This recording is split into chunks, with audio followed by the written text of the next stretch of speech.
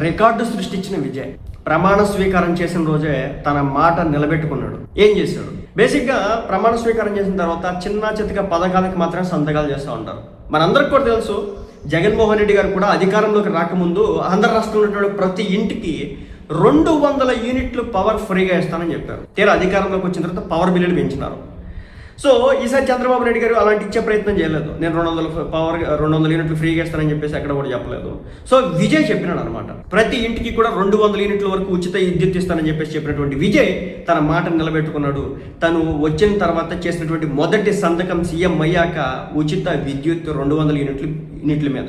So దీని ద్వారా తమిళనాడు రాష్ట్రంలో ఉన్నటువంటి పేద మధ్యతరగతి కుటుంబాలకు 200 యూనిట్ల వరకు కరెంటు బిల్లు కట్టాల్సిన అవసరం తెలియదు అనమాట. సో సంక్షేమమే నాకు మొదటి మెట్టు అని చెప్పేసి ఈ సందర్భంగా విజయ్ అయితే స్పష్టం చేయడం జరిగిందనమాట. అంటే ఇది మామూలు విషయం అయితే కాదండి.